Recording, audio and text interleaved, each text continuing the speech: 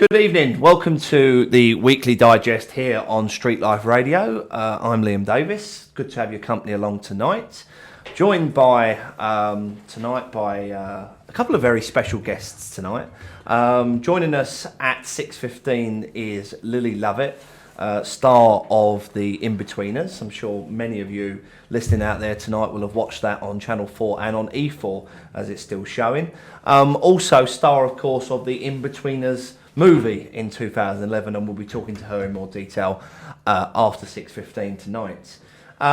Joined as ever by my co-presenter, David Watson. Good evening, Dave. Good evening, Liam. Good evening.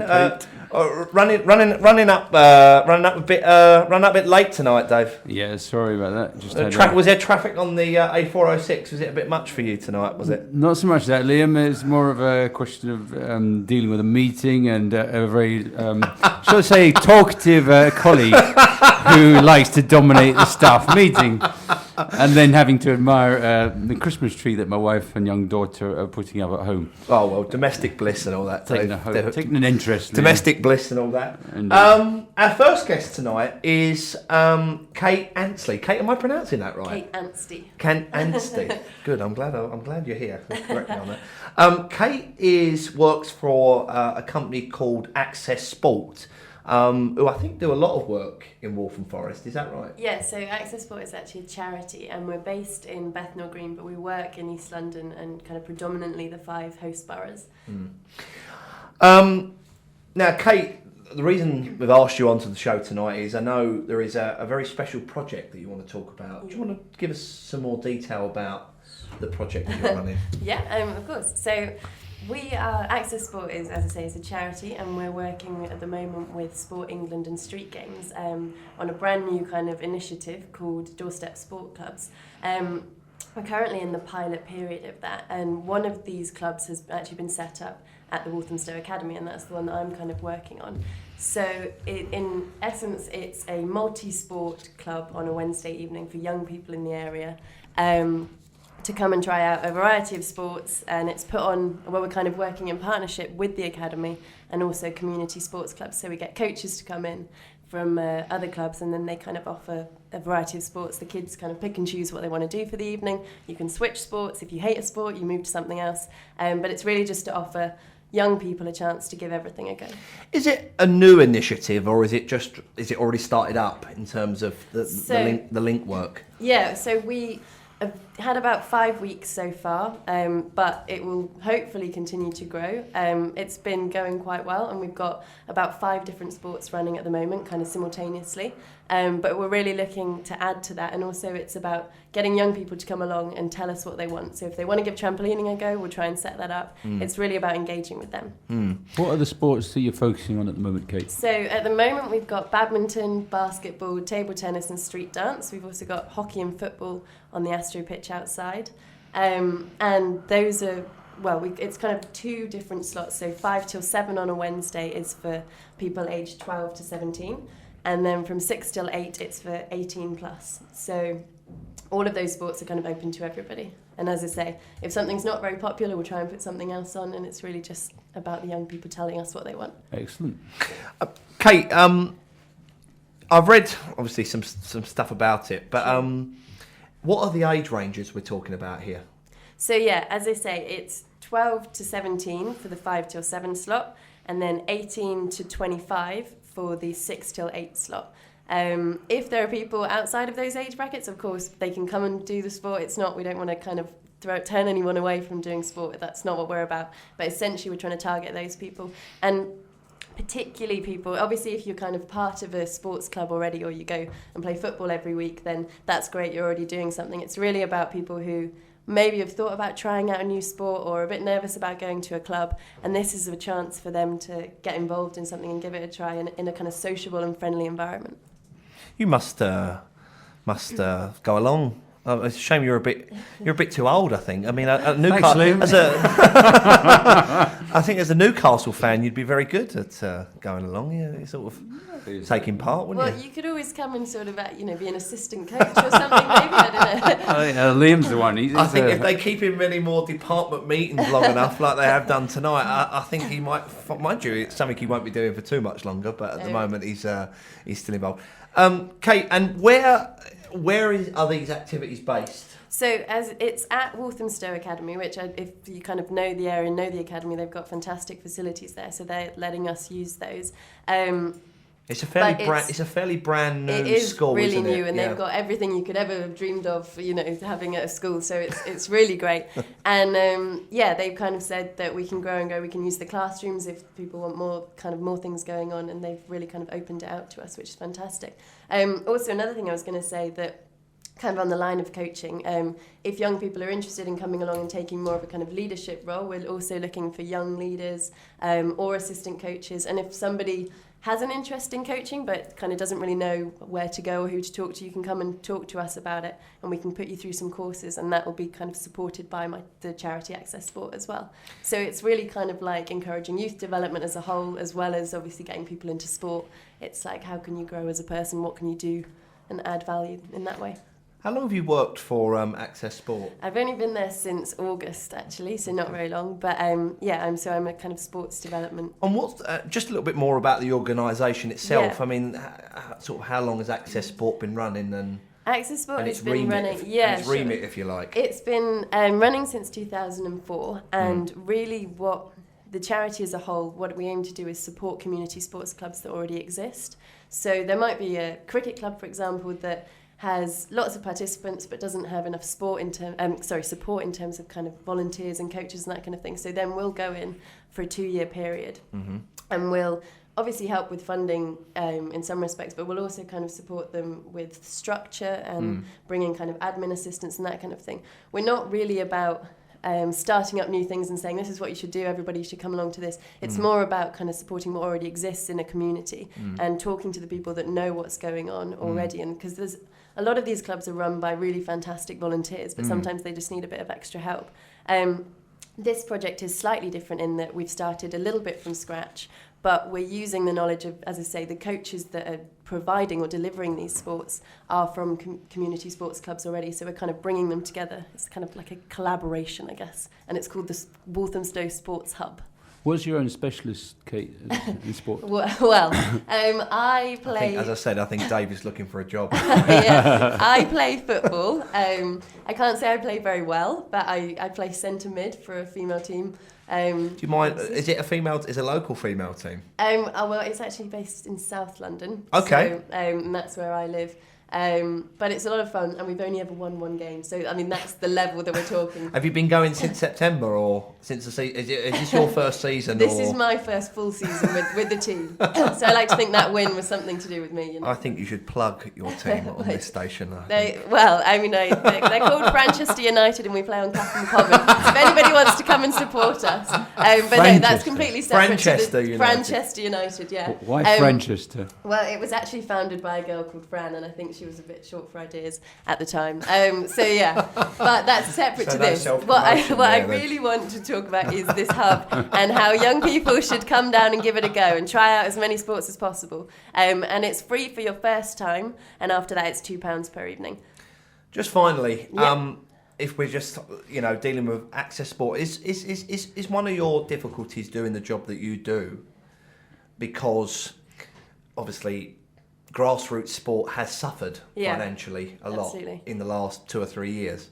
Are you finding less and less young people taking part in sport now because of lack of access, lack of availability? It's really kind of, in small affluent areas, there's still a lot of sport going on, but there's sort of more disadvantaged areas where the sport is kind of disappearing, I guess. And that's what we're trying to prevent. We're trying to make sports clubs kind of accessible, easy for young people to get to, not expensive. They don't have to necessarily have all the right kit and that kind of thing. That's what we're promoting. And the projects that we work on are all about inclusivity. So we have a disabled project, we have an active women project, we have a project focused on kind of young people who are in referral units and that kind of thing. So it's really about making sure everybody has the chance to get into sport and have a go. And that's what we promote. And that's what this hub is about, is just the community. Everybody in the Walthamstow and Waltham Forest community can come and have a go. It's not exclusive, it's not elite. It's just for Are you funded by a sports council? Do you mind me asking? No, it's fine. We kind of get our funding from different areas. We do have a fundraising team based at the charity, but we look to Sport England and those kind of, and the government as well. And we kind of, it's like about looking where the money's at the time. So I mean, it's really great to be part of something like this, and it's a real good feel factor when the kids, the young people are there enjoying it. But obviously we just need to get the word out there and let people know these things are happening. You don't have to sit at home on a Wednesday night doing nothing, or on your PlayStation or whatever. I don't know what people play on these days, maybe Xbox. But it's about getting out there, being sociable, bring your friends, there's no... Certainly is a disease, I'm afraid, playing on Xbox and PS3s and everything. Kate, thanks very much indeed for coming in. No problem. Just to clarify for anybody listening, it's Wednesday nights for 12 to 17, age range between 5 and 7, and between 6 and 8 for over 18s. Yeah. Cost is £2. First session's free, and then £2 after that. And at Walthamstow Academy. Yeah, on the Billet Road. Yeah. Okay. As I said, Kate, thank you very much. No worries, thank you guys. Do please. Any questions, we can forward them on to Kate. Kate is leaving us now, but any questions that you might have, do text them in on 07950 372580. That's 07950 372580. Do feel free to tweet any questions into @itsstreetlife, and our Facebook page is www.facebook.com/streetliferadio. Okay, we're moving into our first break of the evening. The songs tonight have been picked by our guest who is joining us after the break, Lily Lovett. The first song tonight is Candy by Robbie Williams. Do join us after the break.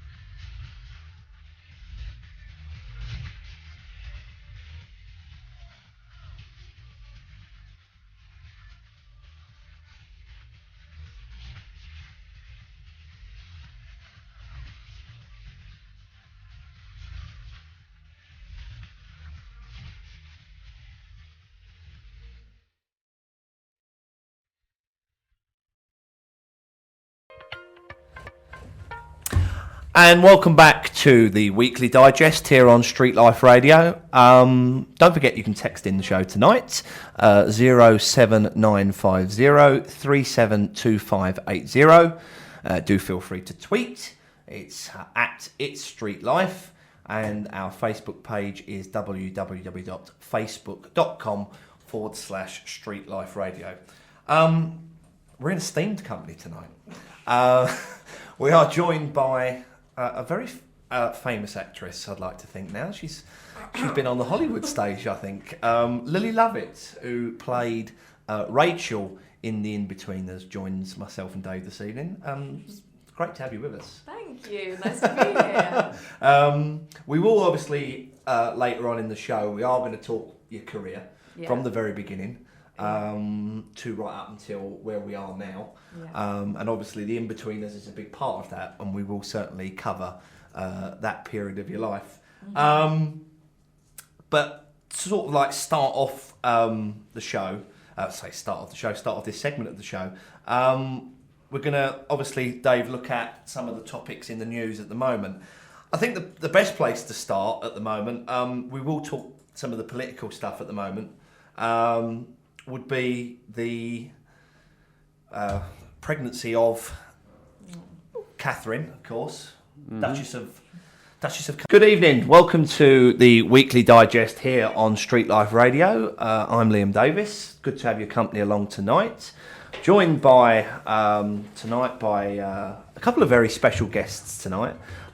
Joining us at 6:15 is Lily Lovett, star of the In-Betweeners. I'm sure many of you listening out there tonight will have watched that on Channel 4 and on E4 as it's still showing. Also star, of course, of the In-Betweeners movie in 2011, and we'll be talking to her in more detail after 6:15 tonight. Joined as ever by my co-presenter, David Watson. Good evening, Dave. Good evening, Liam. Good evening. Kate. Running up a bit late tonight, Dave. Yeah, sorry about that. Was there traffic on the A406? Was it a bit much for you tonight? Was it? Not so much that, Liam. It's more of a question of dealing with a meeting and a very, shall I say, talkative colleague who likes to dominate the staff meeting, and then having to admire the Christmas tree that my wife and young daughter are putting up at home. Oh well, domestic bliss and all that. Taking an interest. Domestic bliss and all that. Our first guest tonight is Kate Anstey. Kate, am I pronouncing that right? Kate Anstey. Kate Anstey. Good. I'm glad you're here. Correct me on that.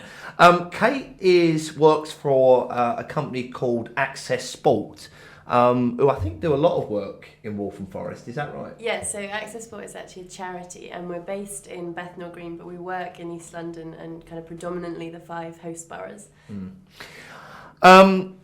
Now, Kate, the reason we've asked you onto the show tonight is I know there is a very special project that you want to talk about. Do you want to give us some more detail about the project that you're running? Yeah, of course. So Access Sport is, as I say, is a charity, and we're working at the moment with Sport England and Street Games on a brand new kind of initiative called Doorstep Sport Clubs.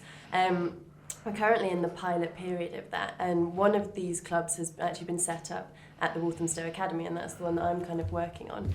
So in essence, it's a multi-sport club on a Wednesday evening for young people in the area to come and try out a variety of sports, and it's put on, well, we're kind of working in partnership with the Academy and also community sports clubs, so we get coaches to come in from other clubs, and then they kind of offer a variety of sports. The kids kind of pick and choose what they want to do for the evening. You can switch sports. If you hate a sport, you move to something else, but it's really just to offer young people a chance to give everything a go. Is it a new initiative, or is it already started up in terms of the link work? Yeah, so we have had about 5 weeks so far, but it will hopefully continue to grow. It's been going quite well, and we've got about 5 different sports running at the moment, kind of simultaneously. But we're really looking to add to that, and also it's about getting young people to come along and tell us what they want. So if they want to give trampolining a go, we'll try and set that up. It's really about engaging with them. What are the sports that you're focusing on at the moment, Kate? So at the moment we've got badminton, basketball, table tennis and street dance. We've also got hockey and football on the Astro pitch outside. And those are it's kind of 2 different slots. So 5 till 7 on a Wednesday is for people aged 12 to 17. And then from 6 till 8, it's for 18 plus. So all of those sports are kind of open to everybody. And as I say, if something's not very popular, we'll try and put something else on. And it's really just about the young people telling us what they want. Excellent. Kate, I've read obviously some stuff about it, but what are the age ranges we're talking about here? So yeah, as I say, it's 12 to 17 for the 5 till 7 slot, and then 18 to 25 for the 6 till 8 slot. If there are people outside of those age brackets, of course, they can come and do the sport. We don't want to kind of turn anyone away from doing sport. That's not what we're about. But essentially, we're trying to target those people. And particularly people, obviously, if you're kind of part of a sports club already, or you go and play football every week, then that's great. You're already doing something. It's really about people who maybe have thought about trying out a new sport or are a bit nervous about going to a club, and this is a chance for them to get involved in something and give it a try in a kind of sociable and friendly environment. You must go along. It's a shame you're a bit too old. I think. I mean, I think as a Newcastle fan, you'd be very good at going along. Yeah, sort of taking part, wouldn't you? Well, you could always come and sort of, be an assistant coach or something. Maybe I don't know. Liam's the one. I think if they keep him any more department meetings long enough, like they have done tonight, I think he might. Mind you, it's something he won't be doing for too much longer. But at the moment, he's still involved. Kate, and where are these activities based? So as it's at Walthamstow Academy, which if you kind of know the area and know the academy, they've got fantastic facilities there, so they're letting us use those. It's a fairly brand new school, really isn't it? new, and they've got everything you could ever have dreamed of, having at a school. So it's really great. And they've kind of said that we can grow and go. We can use the classrooms if people want more things going on, and they've really kind of opened it out to us, which is fantastic. Also, another thing I was going to say that, kind of on the line of coaching, if young people are interested in coming along and taking more of a kind of leadership role, we're also looking for young leaders or assistant coaches. And if somebody has an interest in coaching but kind of doesn't really know where to go or who to talk to, you can come and talk to us about it, and we can put you through some courses, and that will be kind of supported by the charity Access Sport as well. So it's really kind of like encouraging youth development as a whole, as well as obviously getting people into sport. It's like, how can you grow as a person? What can you do and add value in that way? How long have you worked for Access Sport? I've only been there since August, actually, so not very long. But I'm a kind of sports development. And what's just a little bit more about the organisation itself? Yeah. I mean, sort of how long has Access Sport been running? And Access Sport has been remit, running, its remit, if you like. It's been running since 2004, and really what the charity as a whole, what we aim to do is support community sports clubs that already exist.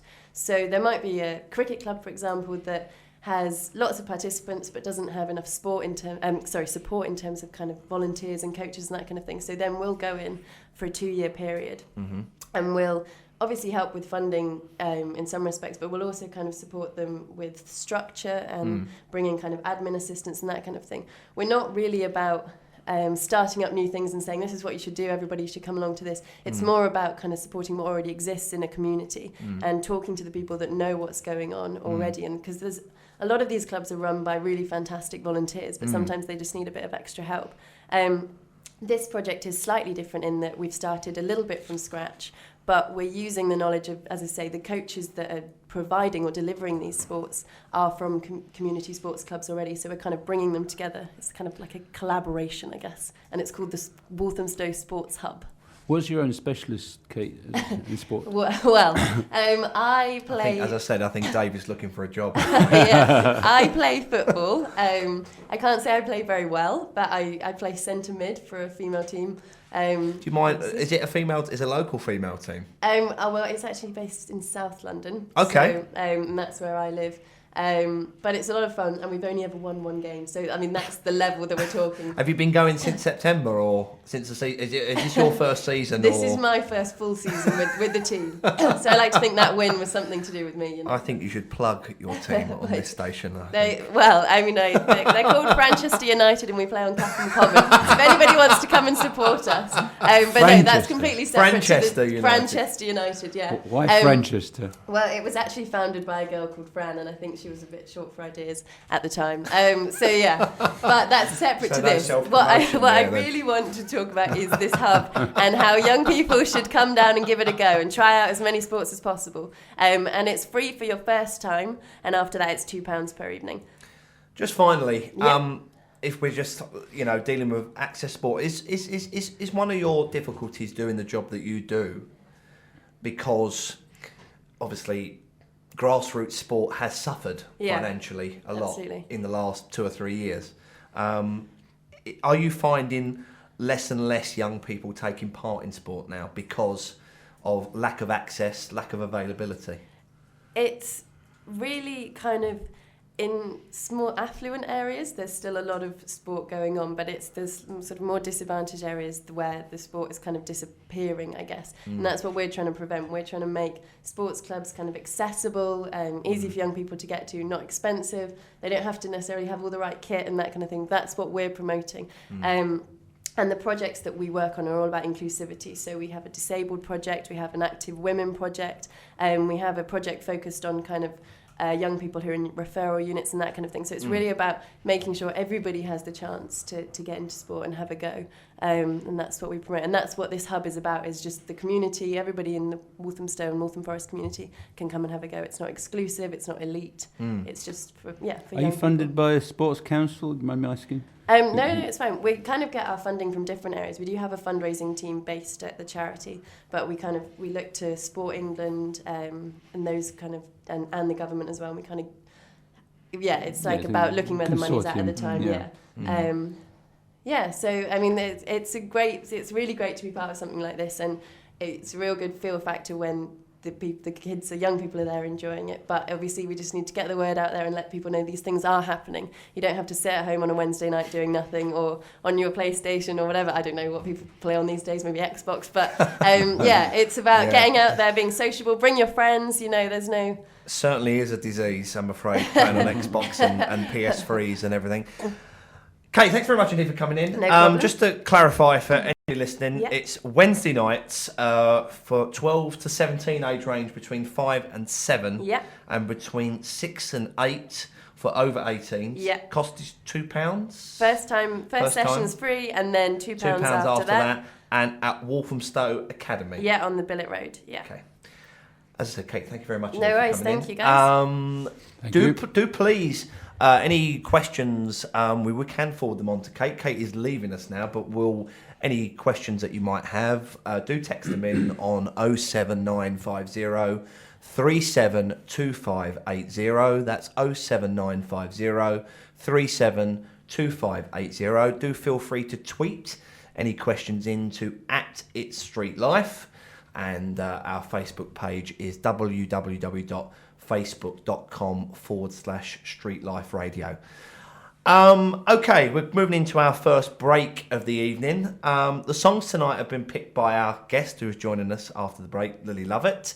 The first song tonight is Candy by Robbie Williams. Do join us after the break.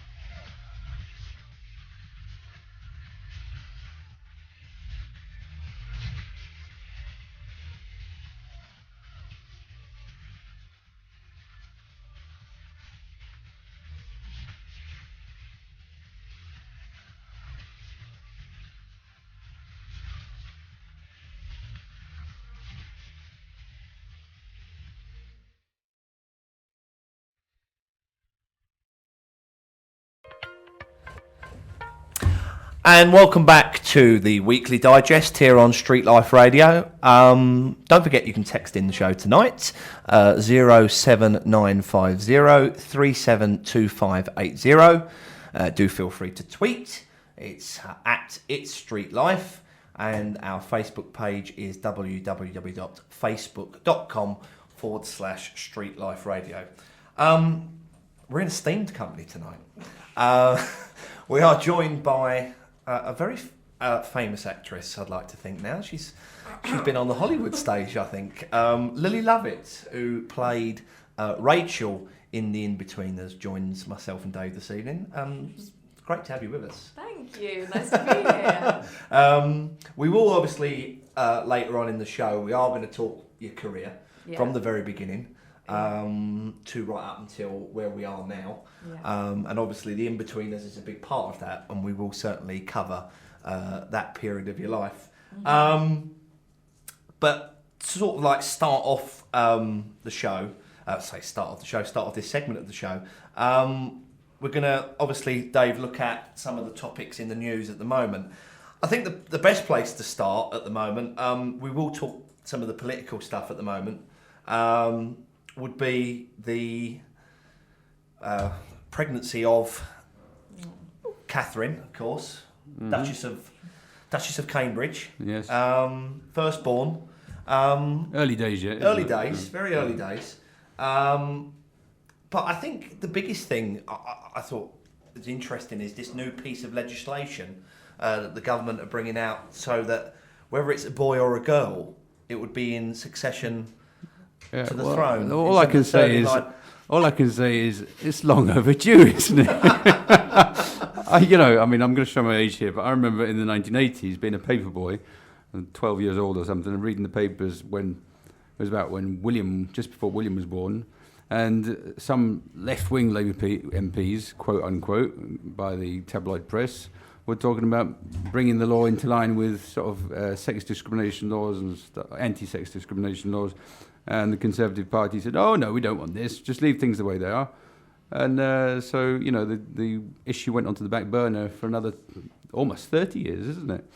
Until the issues come again. And now, like a lot of those issues of the time that were considered loony lefty issues, they're now accepted. Is this actually you at the moment agreeing with Conservative Party policy, Conservative Party legislation? Is this you agreeing with it? It's the other way around, isn't it? It's the Conservative Party that has come round to the mainstream opinion, really. Kind of like other things that at the time were thought to be loony lefty opinions, like allowing gay people to have civil ceremonies or partnerships, stuff like that, or talking to the IRA and making peace in Northern Ireland. They're all things that have come to pass and are no longer considered out of the mainstream. At the time, Ken Livingstone was one of the few people shouting them, and everybody said, "Oh, that's just loony Ken." But no, it's the Conservative Party has moved rather than the rest of society that's moved to the Conservative Party. Lily, would you say you're a royalist? I wouldn't say I was a royalist. I think I like Kate and I like Will, and I think they're lovely, and I think it's great they're expecting a child. But I'm not one of these royalists. No, I'm not. No. I'm not. I'm not going to lie. I'm not. Are you a Republican, Kate? Lily, sorry. Are you a Republican? No. You can be if you want. I know someone in this room who is, but I didn't expect it to be you. I know someone that is, and that obviously brings me on to my next point. Now, there's a lot, we could talk about the royal family all night, and we could certainly talk about the UK becoming a republic all night. But Dave, do you see a long-term future for the monarchy, even despite this now? If you like this upcoming birth of, if you like, another heir to the throne. But do you see a long-term future for the monarchy? Yeah, as you said, we could discuss this all night, couldn't we? Well, during my lifetime, the popularity of the monarchy has come and gone. At the time of Diana's death, it was, I think, an all-time low. And then it sort of regained its popularity because of some skillful PR. And I was reading today that this heir to the throne that, well, if all goes well, will be born sometime next year. He or she could still be king at the beginning of the 22nd century, which kind of puts things into perspective, isn't it? I mean, does that make you feel your age? Does it? Not at all. On the contrary, but it puts things into perspective. It's it's a kind of outdated institution as it is, and as a student journalist, I remember I interviewed the late Enoch Powell, who was controversial for a number of things. But his views on the monarchy were interesting in that it was about the time where all those scandals occurred, where you had Sarah Ferguson filmed sucking somebody's toes and Squidgy Gate and all those other things that happened. And I said to him, do you think that the monarchy is an anachronism that will, in effect, is no longer needed by this country? And he said, well, it is an anachronism, but it's an anachronism with which we are well content, and we are likely to continue with it. We will not give it up. And I said, well, what about all the scandals that have gone on? And he looked at me with the kind of glared-eyed look that he used to have, and he said, I'm not aware of anything that has ever brought the popularity of the monarchy into disrepute. And I thought, you don't really live... I think you need to find him an acting job. I know, I was Lily. just thinking that. Well, the point, I don't think he really lived in the 20th, he hardly lived in the 19th century, but, he was, somebody that, it's true that nobody would deny that at the moment the monarchy is popular. And from that point of view, it may continue for a long time. But whether it depends kind of if it can evolve and develop with the society that it's in, and I think it's got to change a bit. Lily, do you think there's a place for the monarchy? I do. In if you like, the upcoming, next 30, 40, maybe 50 years, maybe even 100 years. I do, because people love it. I mean, I'm not a massive royalist, but I still enjoy it. And, when Kate and Will got married. I was going to say, did you watch the wedding? I did. And my mum put on this, tablecloth that we never use on the kitchen table. And I was like, oh my God, this is something special. So I do think there's a place, just because also other countries love it. The Americans, they love our royal family and our monarchy. And it brings a lot of tourism to us as well. Can anybody really suggest to me, why is it that our monarchy is loved so much? I mean, lots of other countries have monarchies. Denmark, Sweden. Not many countries in Europe, though, have one. Oh, there are quite a few. Well, Spain has one. Spain, Denmark, Belgium. But do they have the sort of... Denmark, Sweden, Holland. But do they sort of... That's quite a few. But do they sort of have the history... Do they have sort of the history of the British monarchy, though, that can be traced sort of like way back to, very ancient time, should we say? Probably. William the Conqueror wasn't even English, was he? And in fact, come to that, the Queen is from German descent, isn't she? And the Duke of Edinburgh is he's from Greek descent. Well, apparently in Greece they say he's not really Greek, he's Danish. So they're all cousins anyway. I have a feeling we're going to get on some sort of UK debate in a minute here. They're all cousins. They're all linked to each other. It's very... what should we say? Do you think Charles should stand aside now? I kind of think it's the wrong question. I think should we have a monarchy should be the question. But all right, should we have a monarchy? Without you getting on your soapbox, should we have a monarchy? Well, I don't buy the argument that it brings in lots of tourists. I think France gets more tourists than any other country in Europe, and they are quite happy and proud to be a republic. Couldn't that be argued though because of the size of France? Not lots really. of places to visit. I think with relation to their royal artifacts, they make quite a big deal out of the Versailles, the Palais de Versailles, and there are other things that proclaim that they are a proud republic. But I don't think that they. I don't think they suffer because they're not a monarchy, and I don't think any other republic. Look at Italy; they get millions of tourists every year. They just make quite a lot of their artistic and cultural background, and I think we should do more of that. Really, I don't think we're actually very good at making very much of our cultural background in here. And I could get my soapbox a wee bit and talk a bit about Waltham Forest and how it doesn't make enough of people like Alfred Hitchcock, who was born here. And we have got a William Morris gallery, but it's taken just up the road from here. It's taken a bit of time, and we're allowing the Stowe to go to waste. Apparently, it's a lost cause. So. We are. I mean, that's another debate. Certainly, Walthamstow Stadium is another debate we can talk about at length, and I'm sure we will. Okay, moving on. Lily, do you drive? I do. Okay. George Osborne. We had the autumn statement yesterday. Not sure how good it would be in terms of benefits for the, if you like, the working classes, or the middle classes even in some cases. But what do you think about him scrapping the 3p fuel rise? Is it really going to make a difference to us, to a driver?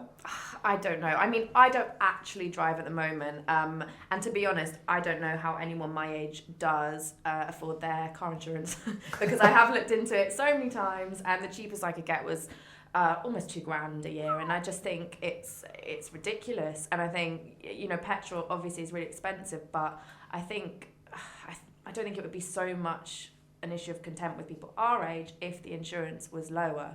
I think that's, for me anyway, personally, that's a bigger issue that needs to be looked at. But yeah, I just think everything's too expensive. I think there's an argument there, isn't there? I mean, we were going to talk about it in more detail as we go along, but I mean, I know that you're 22. Yeah. And there is the argument that insurance at 22 is a ridiculous price. I mean, it really is. If you live in London, for example, and I know that you do, the insurance becomes an incredible amount of money to be able to afford a car. Now, the better the car, obviously, the higher the insurance becomes. Yeah, but I was looking at old bangers and literally looked at every option possible, and I couldn't get it down. I couldn't get it down low enough to the point where I'm just like, you know what? I'll just take trains. That's fine because I don't know how anyone does it. But really, it shouldn't be that position, should it? It should not be a position where you're saying to yourself, right, okay, to get into central London or north of the river, you have to travel on a train. Yeah, because then, I had a meeting yesterday, and because of the snow, I had to wait for about 50 minutes on a train because of a little tiny bit of snow on the road, and you just think, oh, for God's sake, we're not prepared for anything in this country. Yeah, so it's not really fair, I don't think, people my age, unless you've got parents that are just going to hand you thousands of pounds, chuck it at you, then you don't really have a choice of car or train. It's pretty much train, unless you live out of London, obviously, and it's a bit cheaper for you. But yeah, I just think it's extortionate. But then obviously the argument also is then, Dave, with the majority, if you live in the south, the majority of the work being in London, if you do live outside of London, you do need a car because public transport, particularly national rail, I was going to call it British Rail there, but doesn't exist. In terms of the there's no consistency there with the train service, is there? I think if you live in urban London, you can quite happily exist without a car. But if you live anywhere in the suburbs, it is very difficult. You're right. Having said that, there is an argument that too many people drive cars, and we've got so much congestion because of that. I don't know if we want to deal with that right now, but I think what Lily's saying is quite valid. And the insurance for some, well, we could go into this, but it's long and complicated and rather boring. But insurance premium. I don't fancy an advert for Churchill or the AA. No. On the contrary, mate, it's just that insurance premiums have gone up for everybody in the last few years. And it is partly because something to do with what Blair's government did, that they liberalised the way that insurance companies sell their premiums and stuff, and it's dreadful. I mean, I actually managed to get something slightly cheaper this year, but I had to shop around. We used one of those search confused.com or whatever it was. Other products are available on the internet. Is that your attempt to try and broaden people's search engines for their Well, it's worth it, mate. Otherwise, I'll be paying 900 odd quid myself, you know. Just stick to Google or the old-fashioned telephone. We have had a text in. The person didn't leave their name, which is sometimes a bit frustrating. But last 3 digits of the number is 706 if you'd like to text us in your name. But your comments into the programme are... In terms of the royal family, they are just a public figure, but Prince Harry makes them very funny. I agree with that. I totally agree with that. He's great. I think he has a presence, doesn't he, rather? Brilliant. He's very good for the tabloids, don't you think, Dave? Okay. All right. Yeah. Yeah, they seem to like him. Does he sell copies of the Sun? Would that be a fair argument? I don't know if he's. I mean, I know you don't read the Sun, but would you say that's a fair sales figures? I dare say he's weren't they the ones who published the pictures of him when he was prancing around naked in the LA party? I think it was. Yeah, I think it was. So I suppose think he sells. I think it was their also papers. the same newspaper that ran stories about him and his girlfriend. I think it was. Is it Chelsea? Probably. I think it is. I must admit, I don't follow it too closely. No, well, I know you don't read the Sun. Bit of light-hearted. I know. I'm more interested in intelligent people. Sorry. Those are the controversial views of David Watson and not Street Life Radio. Do feel free to text us in any more comments, please. I would appreciate if you do text in the show, unless you do really value anonymity. Is that the word? Yeah. Do text us in on 07950 372580. Do feel free to tweet us on @ItStreetLife. And Facebook, as I say, facebook.com/Street Life Radio for any comments you might have as the show goes along. One final thing, if you like, from this week's sort of like news, Dave, Theresa May has won permission to appeal the Abu Qatada decision for him to stay in the UK. The government has won the right to appeal that. Yeah. What's your view on that? Well, it doesn't surprise me. And I think if I were in her position, I'd probably be doing the same thing. Thankfully, I'm not in her position. And I expect he will fight it tooth and nail. And I wouldn't say may the best person win, but I'm sure It's not a boxing match. I'm sure. Well, it does feel pretty. Although maybe it might turn into that the way it's been dragging on. It's pretty aggressive sometimes, isn't it? I think the person with the best lawyers will eventually win. I think that's what's going to happen. That's going to be an interesting one, isn't it? I think as time drags on. One final story. I don't know whether Lily you like football or not. I'm not a massive fan, but my boyfriend is and my dad is, so Right, okay. I have to sort of. So there's a bit of Take fun. part. Chelsea out of the Champions League this week, Dave. Yeah, in spite of a 6-1 win, In spite of a 6-1 win. And Celtic got through. How much time do you give Rafa Benitez in his job? Oh, I think that if Abramovich sacks him before the end of this season, then he's going to look very silly indeed. So I don't think I think he's got to the end of the season, and even if they're not going to get relegated, are they? So unless it goes really, humiliatingly bad, I think he'll be there till the end of the season. What about you? How long do you think he'll be there? I think he'll be there to the end of the season, but that is the limit of it. How about if they win the FA Cup? He'll be there to the end of the season. Even then? Yes. Okay. And even if they won the Europa League, the FA Cup, and the Capital One Cup, then he'll still be out. Good old Capital One Cup. The Capital One Cup. Whereas Alan Pardew, if he got those three, we could talk Newcastle. if Alan Pardew got those three, he'd be immortalised. They'd make statues for him all over the city. We could talk Newcastle, but we won't. We just have. I got my bit in. Yes, I know you did. Okay.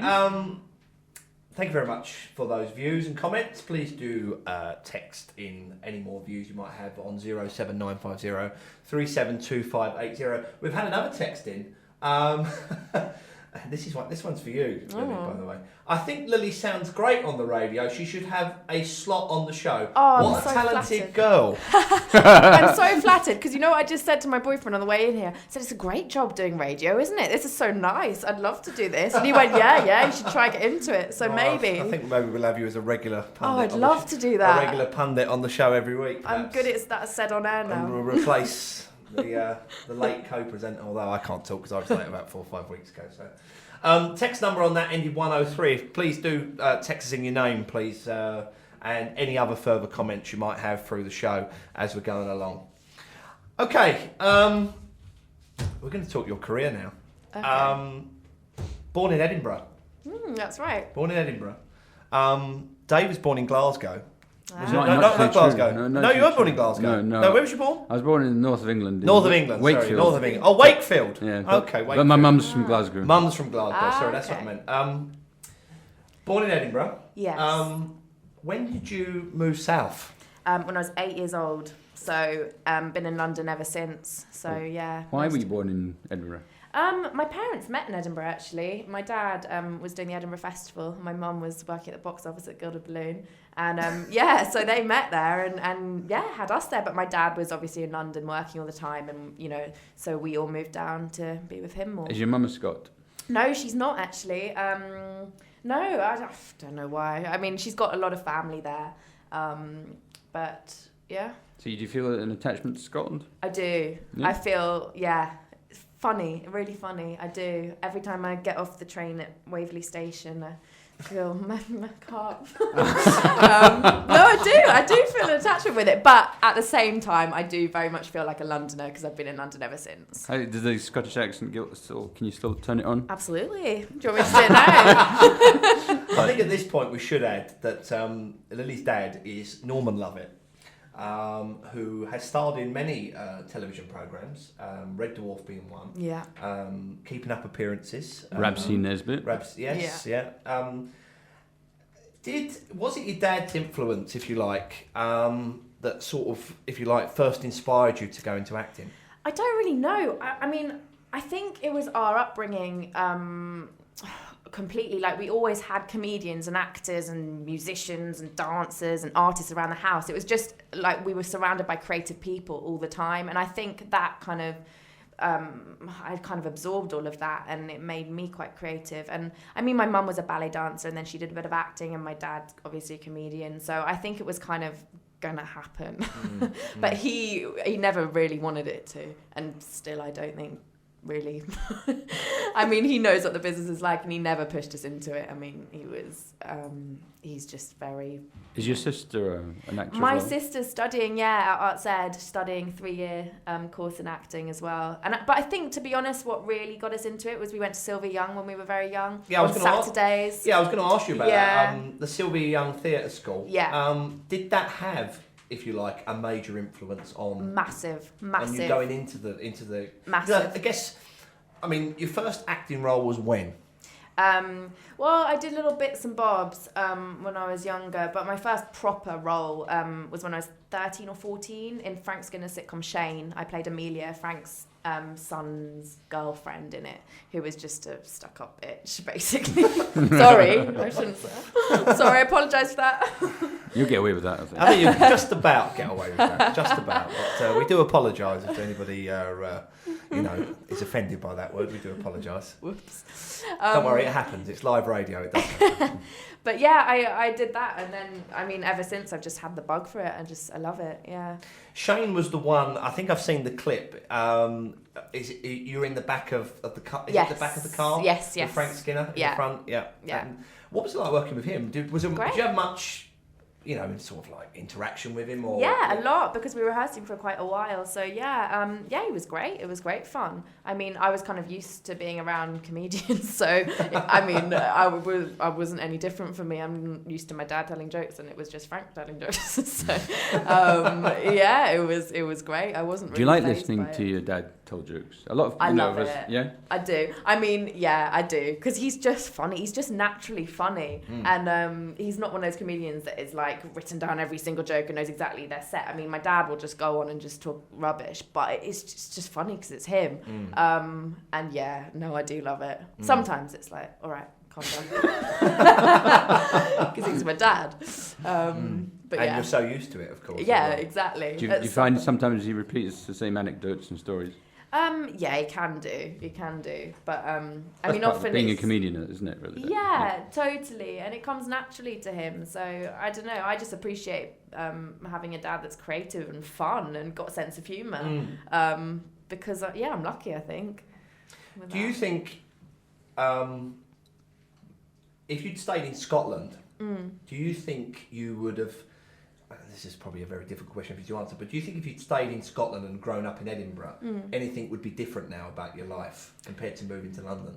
I don't know. I think London is the place where opportunities are. If you're an actor, I think really your auditions are going to be in London, your agent's going to be in London. I mean, that you're drawn to London. I think I'd still be performing in some way just because I absolutely love it, and I think I probably would have discovered it in another way. But if I wasn't acting, I'd be doing something else creative, definitely. Yeah, but I think London's where it's at. Really.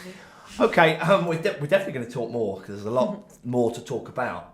We're moving into our second break of the evening, moving into our second song. Just before I'm going to let you introduce it because you're the new radio star. Oh, fantastic. Don't forget, text us in any questions you might have for Lily as we go along. 07950 372580. Do tweet us on @ItStreetLife. Any comments on Facebook, please? Facebook.com/StreetLifeRadio. Go on, introduce the song. Okay, this is one of my favourite artists. It's Plan B with Stay Too Long. Word.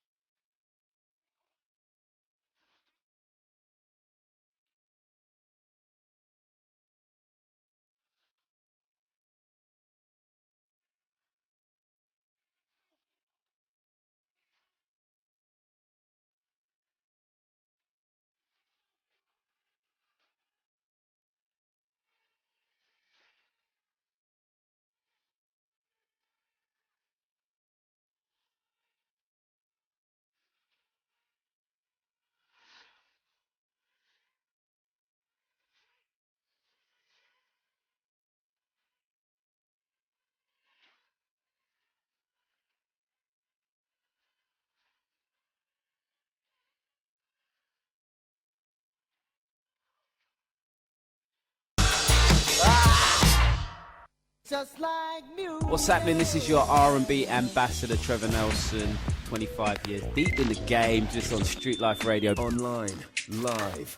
Text us on 07950 372580.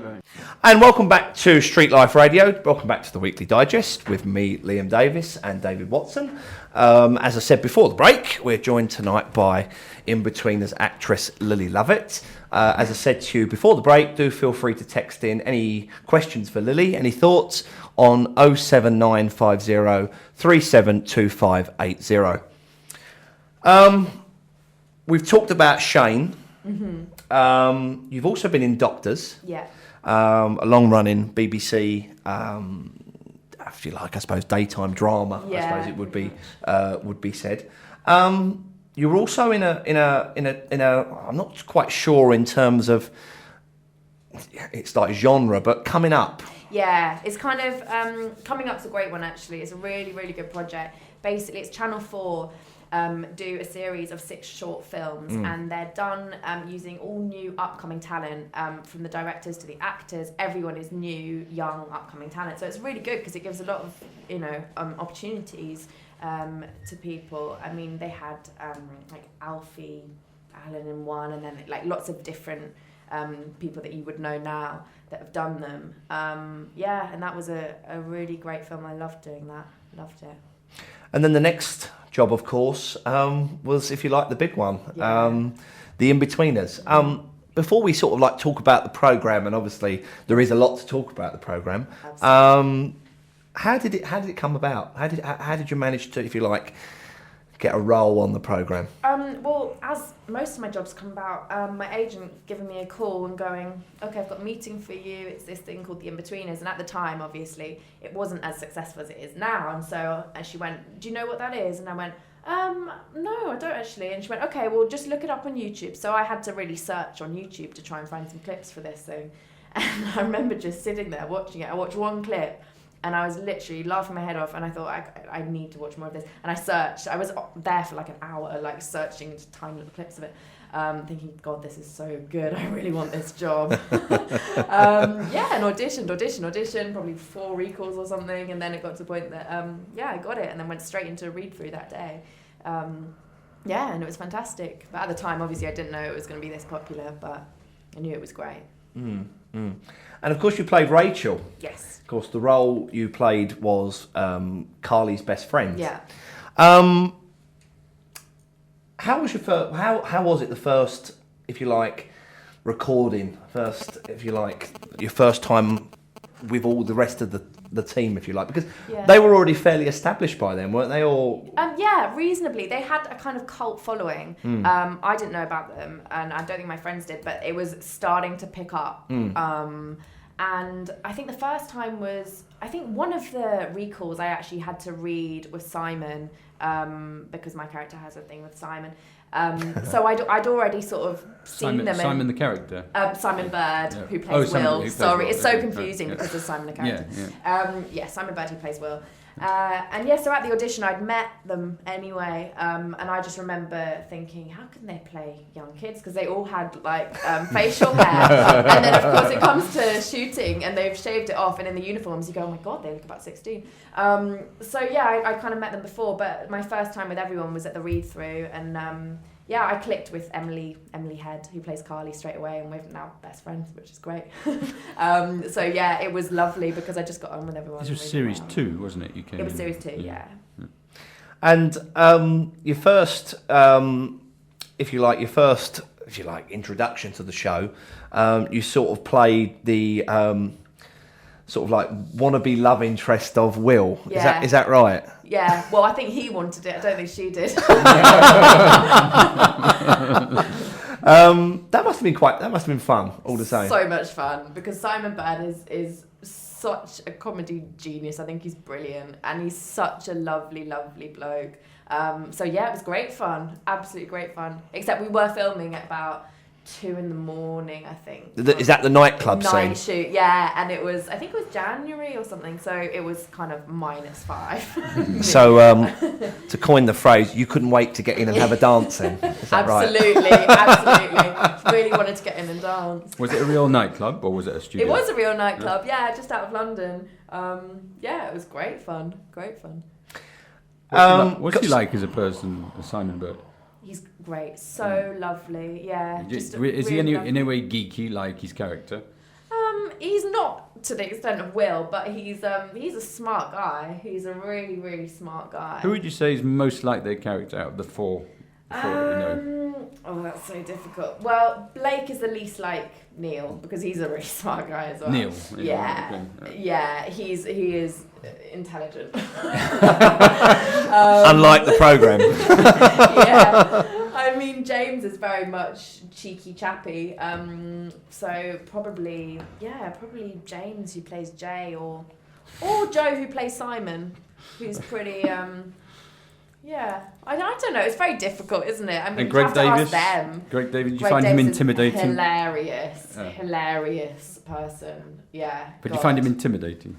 His height is intimidating. Oh my God, he's the biggest person I've ever met. He's got to be about 6'6", Yeah. Dave? Yeah, 6'6". so. And broad and God, so big. But yeah, great. Was it difficult slipping into that role, if you like? Because obviously you played within the show. You played obviously someone who was still at school. Was that a difficult role to sort of like slip into, or was it fairly simple? Not really, because I think I was 19 or 20 when I first did In-Betweeners. And so it wasn't that far off. I mean, I stayed at school till I was 18, the same school for sixth form. So not really. And also, I think anyone who acts knows that if you're in your late teens, chances are you'll be going up for a lot of 16-year-old parts. As weird as it is, you're almost too old, even when you're that age. So yeah, you're sort of going up for school uniform parts anyway, so you kind of just get used to it and get used to not wearing too much makeup and trying to look young all the time, even though you're actually only 19. Can I ask you, did you find doing the film very different to doing the TV series episodes? In a way it was different because there was such a buzz around it and you were kind of aware that, oh my God, this thing's going to be really big and there's a lot of pressure and people are expecting a lot from this because at that point it was like the In-Betweeners, it was huge. So it's different in that sense, but on set it was exactly the same, everyone having a laugh, and yeah, just everyone was the same, just kind of like more excited, I think. Which do you find you have to work harder with? Do you find them one's more intense than the other in terms of work schedule? The film was more intense in the sense that there was a lot more pressure on it. I think when I was doing the series 2, I mean, it was sort of like, oh, hope it does well, not sure. You know, it wasn't the same. The film, it was like, this has to be really, really good because there's a lot of expectation. I mean, I didn't feel much pressure in either, really. I just, it was the same old. Did you, it was filmed in Magaluf, that's right. That's I right. can imagine it must have been a pretty live time. It was great. I was going to say, I have a feeling that it was a very live period. Just quick, I've got a question in on the text from Bianca. She said, is there a film that you really wanted to be in? Just a film in general? I think so, yeah. I really like the great British independent films. Stuff like a film I really loved recently was Like Crazy. I don't know if anyone saw that. It was Felicity Jones, and I think it was American backing to it, but it was just a brilliant film, and it was just a great simple story about a couple, and yeah, I just love stuff like that. Just really natural acting, anything with really natural acting and a great gritty storyline, and I'd do it. Well, can I ask, with regard to the In-Betweeners, Yeah. you've been in 3 or 4 episodes. Would you have liked to have been in more episodes for the In-Betweeners? Oh yeah, of course. I Anyone would. No, I mean, you do one day on the set with those funny people, and you just go, "This is so great! I can't believe I'm being paid for it." So yeah, of course. I mean, if you say to the producers or the script writers, or whatever, can you put me in more episodes? Will it cut any ice, or will they just say, "Oh no, we can't fit it in right now"?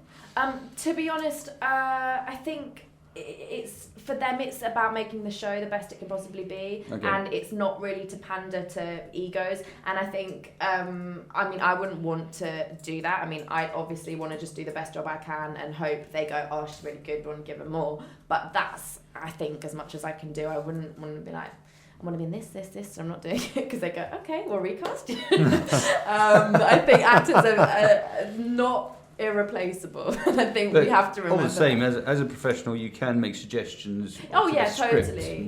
Have some of your suggestions been taken up? Yeah. I mean, everyone kind of suggests and has chats with. I mean, it was Ian and Damon who were the writers, and they were on set the whole time, coming up to everyone the whole time, so involved, which I think is credit to the show. Like, they really, really were there for everyone, and yeah, they're very open to any any questions anyone has about anything, or maybe I think my character might say this instead actually, and they'd kind of look into it and chat about it. And yeah, they're very open.